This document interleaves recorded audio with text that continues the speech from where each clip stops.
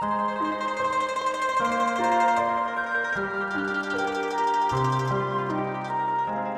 and welcome to Reinterpreting Chinese Classics.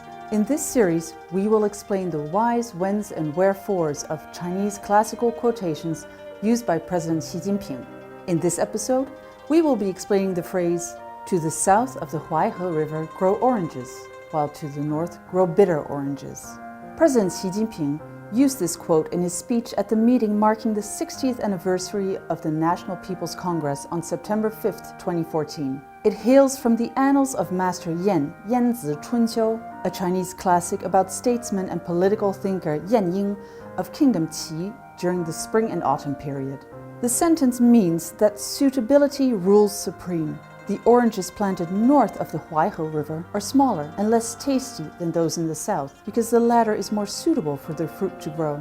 In a modern society, cultural exchanges and mutual learning have become the norm. Living in a colorful world, we should uphold inclusiveness, learn from the best of other civilizations, and absorb these lessons independently. We should not follow others without trying to fully understand them first. By attempting to walk like a swan, the crow loses its own step. Blindly copying the political systems of other countries rarely works. It usually proves counterproductive and could even spell the end to a country's independent destiny. Western countries often level false accusations against China's political system because they have yet to appreciate the merits of the whole process people's democracy, a system that is deeply rooted and has made a difference in China.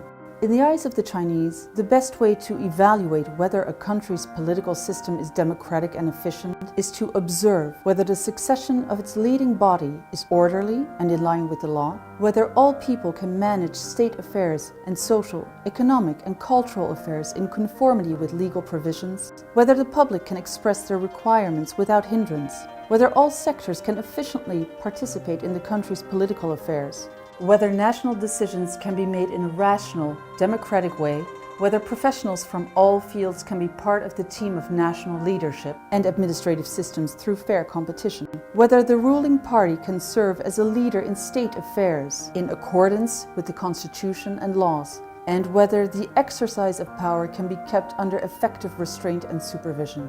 China's whole process democracy covers elections, consultations, decision-making, management and oversight, and is all-inclusive.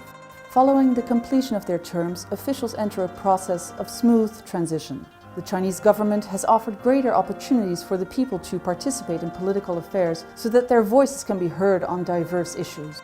China has developed a unique socialist consultative democracy, pooling the wisdom and strength of all political parties, organizations, ethnic groups, and sectors of society.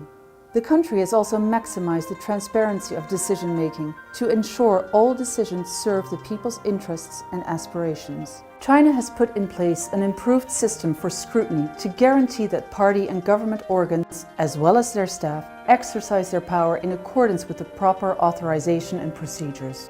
No two political systems on earth are exactly alike, and no one model can fit all countries. Some countries copied the American-style democracy after so-called color revolutions. Others saw their governments toppled by the US and its model forcibly implemented.